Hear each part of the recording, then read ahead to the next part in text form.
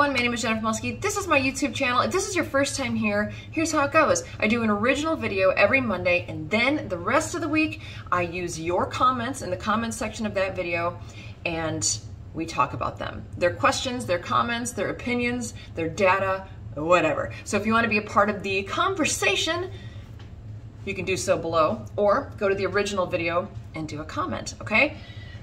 So today I'm freestyling. And if you're returning, thank you for doing so. If you're returning, you see the edit, right? And I am gonna try to not do that today. I'm gonna try to free form flow, okay? I probably already edited. Okay, so I would like to edit what I said in the original video. I accidentally said that anger was the root of all shitty emotions. Angry is the root of all emotions that us humans try to avoid. I meant fear. I think we all know that fear down deep is what makes us feel all the poopy things in the world. So I have one comment, and then I started to consider this comment, and then I write another comment, and they all tie together. Let's get to it. So KHAJIIT 83. I lost a lot of friends when I decided to become healthy. I eat well and go to the gym, which requires discipline and early mornings and much less nights out. I don't miss the drunk idiots that want to do the same thing every weekend. Happier and healthier now with few friends, but also stronger physically and mentally. Okay, so I think when we think of changes, oftentimes one of the changes that we think of is weight loss. It's certainly one that I think of. If you're old enough to have gone to high school with someone, parted high school, and seen them years later, and they look amazing, that's really fun. That is, they used to be like 80 pounds overweight and had really bad skin, and then all of a sudden they come into their own and they're a handsome or beautiful person. And it's so, so wonderful to see. But for the people that have been friends with them forever, that might be a little painful, and they might not be gung-ho about it, okay? So we're gonna talk about that, but Gigi Jones says, "Good morning, had a question and I cannot find your email. It's jnfrmo@gmail.com. I think it relates partially on this topic, but does take a curve at the end. What would be your thoughts about getting in shape to find a husband? I don't get in shape because right now I'm surrounded by people who do not want me to achieve this goal. I get 2 bars up the ladder and then I am offered a bunch of treats. It's my responsibility in the end, and I'm making changes to make sure that this stops happening. But what if the driving force could be I'm doing this for my future guy and nothing can stop me?" It's great. "Any pitfalls or downfalls, pros, cons? I would love your input as you are my awesome internet mom and coach. Thank you." No, thank you. I'm going to tell everybody 2 stories that relate to this. I knew there's a woman who does weight loss stuff on the internet. Her name is Betty Rocker. She's annoying. She's so happy and bubbly, but she's free. She's 30 days and she's 15 minutes a day. Everyone has 15 minutes. If you don't have 15 minutes, you live a life full of excuses. So I thought, you know what, I'm gonna do this. I would like to get fit for 15 minutes a day. And I asked a friend of mine who's very, very overweight, and we were accountability buddies. And she did this weight loss, or she did this Betty Rocker, oh God, with me, okay? And some days she wouldn't want to, but she would do it. About 1 week in, I said, "Are you seeing any results?" And she said, "Yes, I'm 8 pounds down." 8 pounds down in a week, changed nothing but doing this 15 minutes a day. I was like, that's amazing. And she said, "Yeah, but I've decided that I'm not gonna do this anymore. I think I'd like to start going to the gym," which she had done before, but not really. And I said, "Why? It's 15 minutes a day." She's like, "I know, but I think it'd be even healthier for me if I woke up in the morning before work, went to the gym, and just ate keto." I'm like, "Oh my God, why are you doing this? You're not gonna do it." She's like, no, I'm definitely gonna do it." Well, of course, 3 days in, she's not doing it. Why? Because it's way harder. First of all, who wants to wake up so early in the morning before work? You have to take a shower before you go to work. There's other people around. Now you're gonna eat keto on top of it. She set herself up for failure. Why? Because her weight was a huge part of her identity, okay? Number 2, there was a woman who identified with struggle, okay? Didn't complain about it a lot, but wasn't that happy that other people had wealth or had it easier. And she just struggled. That was kind of her lot in life.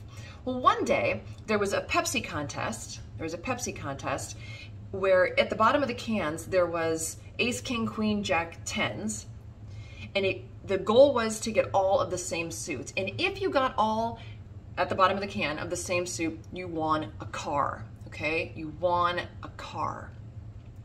And my friend was really into the game, as she tells it, was super into the game. And everyone around the neighborhood drank Pepsi back in the day. So she would go through all these Pepsi cans all the time to try to find the winner. And one day, on the last day of the contest, she found the winner.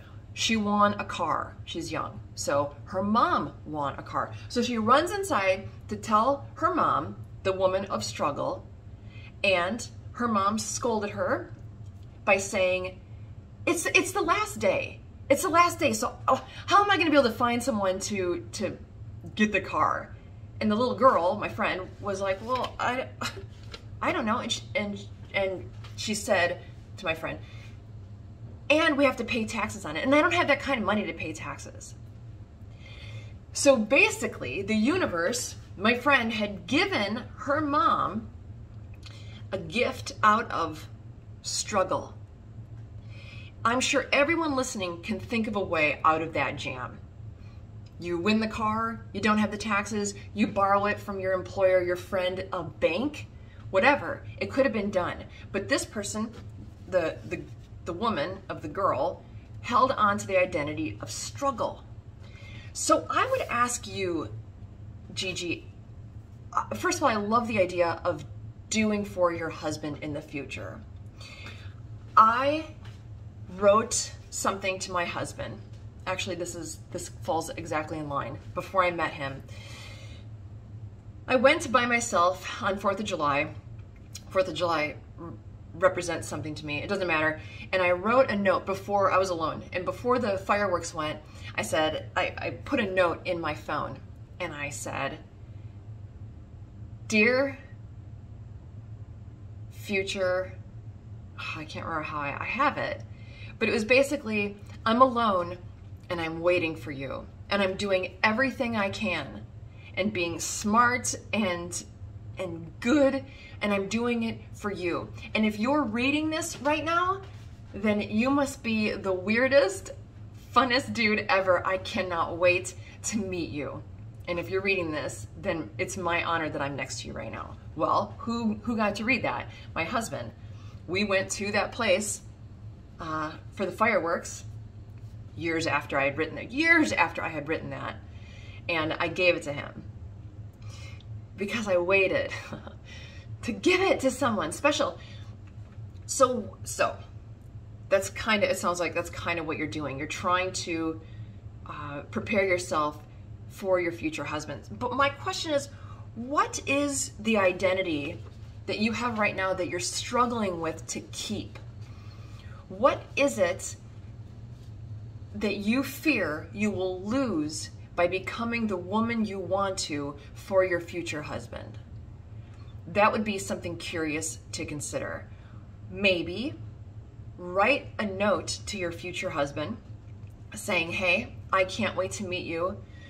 It's September, whatever, 2021, and I'm currently struggling with my friends influencing me.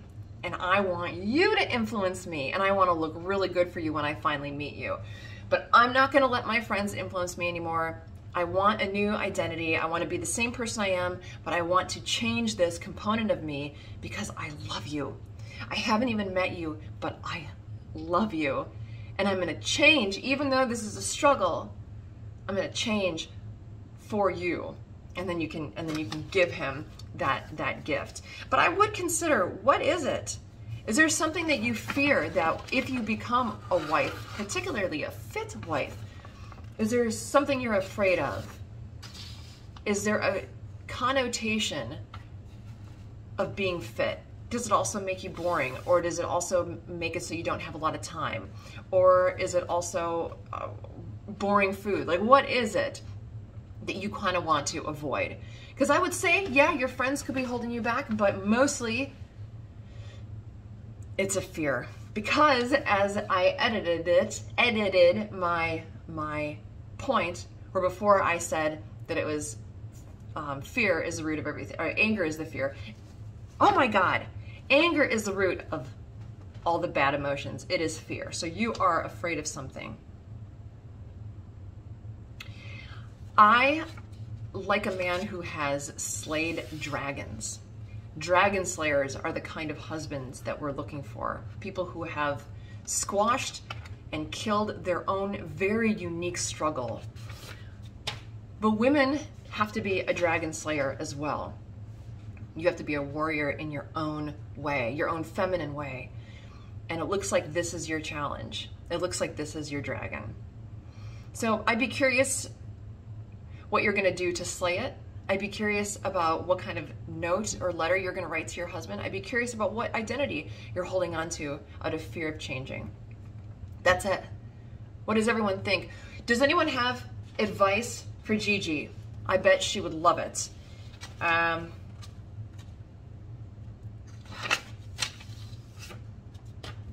Again, that's me kind of rambling. What do you think? Some of you like it, some of you hate it.